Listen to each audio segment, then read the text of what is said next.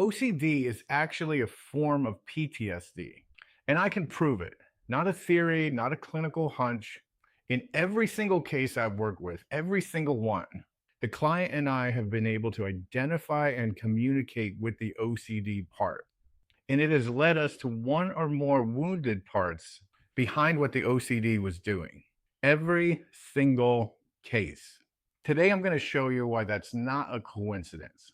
Hi, I'm John Hawkins Jr. I'm a licensed psychotherapist and co-founder of Hawkins Counseling Center in Boynton Beach, Florida. I've been working with OCD for almost 2 decades now. And this is the clinical case for why OCD and PTSD are not two separate conditions that just happen to overlap. They are the same phenomenon in different forms. Here's why this connection gets missed even by clinicians. Most OCD clients don't exhibit classic PTSD symptoms. No flashbacks, no nightmares, no conscious memory of experiencing what they would define as a trauma. So the clinician sees OCD, treats it as OCD, and never gets farther underneath. And on the flip side, most PTSD clients don't exhibit classic OCD symptoms. But here's what they do display: compulsive behaviors, rituals, checking, avoidance, all in an effort to manage their PTSD symptoms. The compulsive behaviors are there, it just doesn't get registered as OCD because the PTSD diagnosis comes first. Two different presentations, same underlying mechanisms. So when an OCD client tells me they don't have trauma, I refer them to Diana Fosha, the developer of AEDP therapy's definition of trauma, which is unwanted and unwilled, overwhelming emotions in the face of aloneness or helplessness. Let me say that again. Unwanted and unwilled, overwhelming emotions in the face of aloneness or helplessness. There's a lot of things that meet that criteria. Growing up in a home where love felt unpredictable, being a child who felt completely alone with something that was overwhelming, experiencing emotions that nobody helped you regulate. None of those alone would probably show up in a standard assessment of PTSD. All of them meet Dr. Fosha's definition of trauma. Now, let me show you what happens in the brain when that kind of trauma occurs. When we experience dysregulated emotional energy that's too much for our system to process, it can lead to cellular damage in the upper brain and nervous system. The brain responds by activating the dorsal vagal nerve.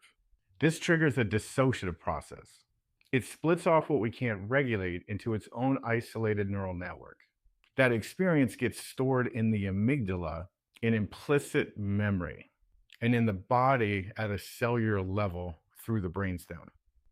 And the thalamus triggers the release of endogenous opiates, the brain's own pain blockers, which blocks the sensory data from being integrated throughout the upper brain and into explicit or conscious memory. This is why trauma can't be resolved from the top down.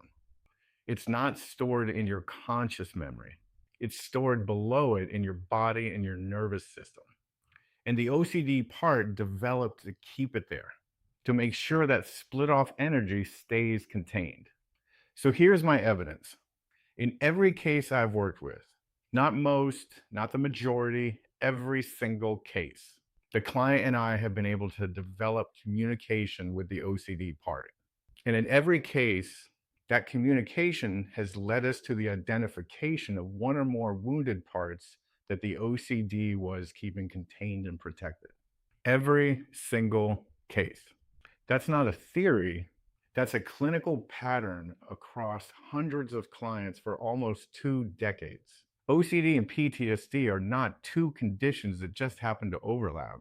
They're the same wound presenting differently, treated separately, which is why treating them separately so often fails. If you've been treated for OCD and it hasn't resolved, this is why. The treatment was addressing the presenting symptoms, not the wound underneath them. When the wound gets addressed, when the part holding it finally gets to heal, the OCD becomes unnecessary. And believe it or not, it will actually transition to a different role. Yes, OCD is resolvable. Drop a comment below if this resonated with you. and I knew it. The link is below. I'm John Hawkins Jr., and I'll see you in the next video.